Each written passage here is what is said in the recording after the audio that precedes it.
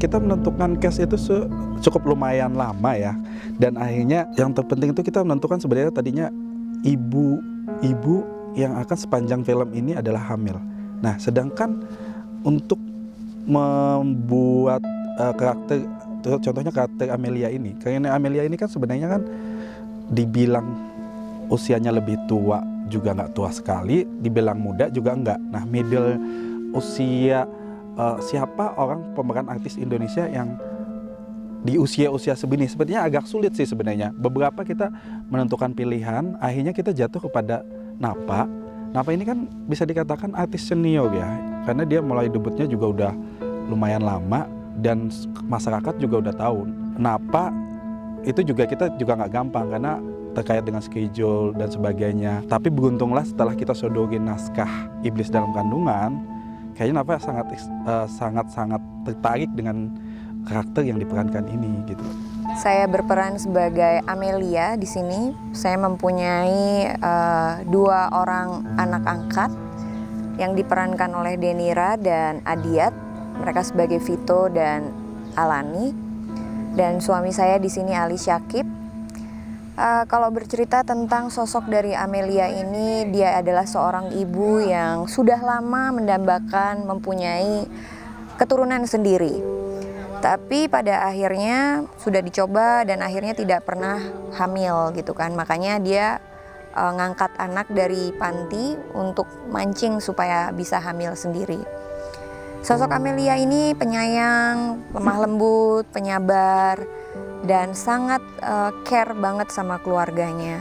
Gue di film Iblis dalam Kandungan ini berperan sebagai Ferdi, dan karakter Ferdi ini orangnya pekerja keras. Dia selalu mencari usaha atau jalan agar keluarganya itu bisa hidup senang. Cara membangun chemistry dengan pemain yang lain sebenarnya sih alhamdulillah gue tipe kalau orang yang tidak terlalu susah ya membangun chemistry gitu, karena gue berbaur sama siapa aja dan alhamdulillah pemain-pemain di sini orangnya asik-asik juga, bisa diajak ngobrol, bisa diajak sharing, jadi tidak suatu masalah sih membangun chemistry.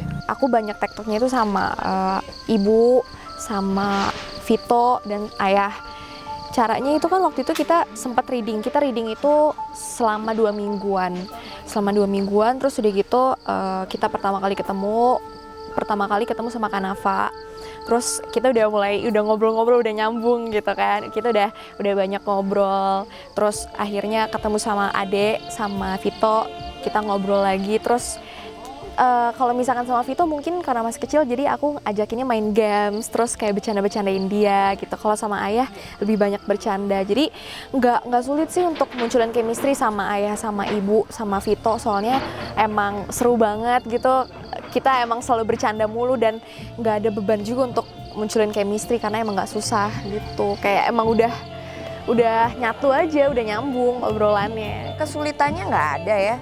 Paling kalau dibilang sulit karena semua film atau semua skenario ada adegan-adegan tertentu yang memang harus menguras energi, terus menguras acting. Mungkin kayak adegan-adegan kesurupan atau adegan-adegan yang harus makan di meja dengan makanan yang mentah-mentah. Itu dikategorikan bukan sulit tapi memang menantang sedikit lah, karena kan harus makan makanan yang mentah, terus habis itu juga energi yang dikeluarkan juga lebih gitu. Tantangannya sih lebih ke 2 pribadi. Jadi Amelia ini pada saat menjadi dirinya sendiri, dia adalah seseorang yang lemah lembut, ramah, sabar, baik, seorang ibu yang taking care of the family gitu. Tapi pada saat dia menjadi Atikah atau dirasuki oleh si iblis ini, dia menjadi pribadi yang liar, yang sangar, yang marah, yang kosong, yang hampa, yang tidak mengenal kasihan gitu. Pertama kali aku baca skripnya, aku bilang ke manajer, wow, ini ceritanya yang nggak pernah terfikirkan gitu. Kalau aku pribadi, aku nggak pernah terfikirkan tentang cerita ini gitu, dan benar-benar alurnya itu sangat nggak ketebak, nggak mainstream, dan apalagi bercerita tentang iblis dan satu keluarga yang benar-benar berbeda dunia dengan iblis itu. Jadi Wajib ditonton sih, Iblis dalam Kandungan. Filmnya bagus, sama endingnya juga bagus tuh. Ada pokoknya keren. Terakhirnya pokoknya keren deh.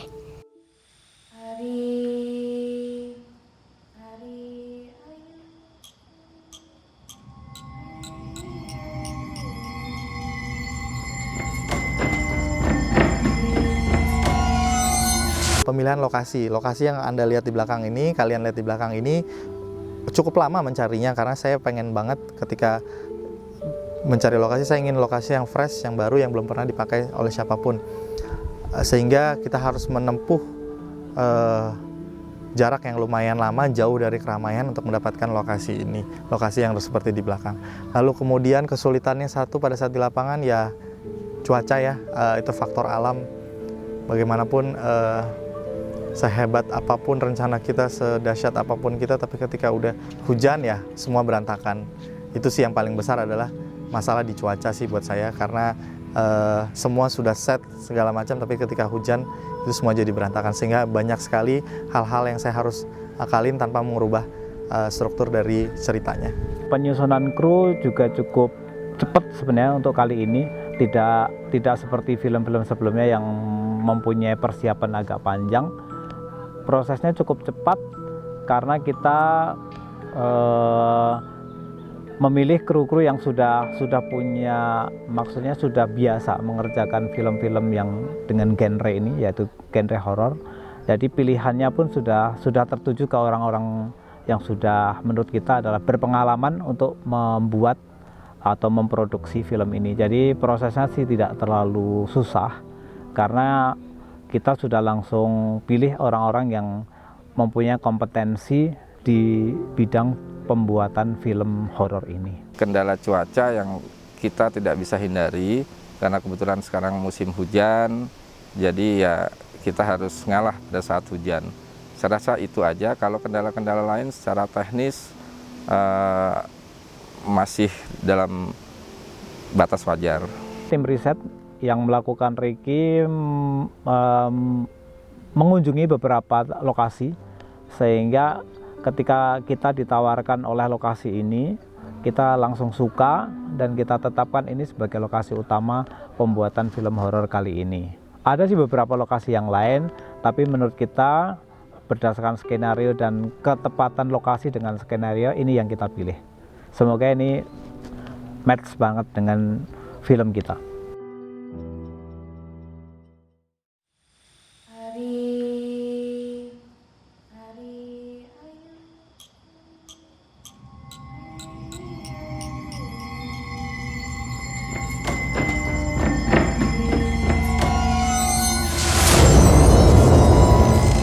Saya ini sebetulnya mandul. Saya juga nggak tahu bagaimana Atika bisa hamil. Bayinya sehat kok, Bu. Tapi Ibu harus hati-hati. Preeklamsia, darah tinggi Ibu bisa menghambat pasokan oksigen ke plasenta. Jika tidak ditangani dengan baik dan benar, bukan cuma janin Ibu saja yang berbahaya, tapi nyawa Ibu juga terancam.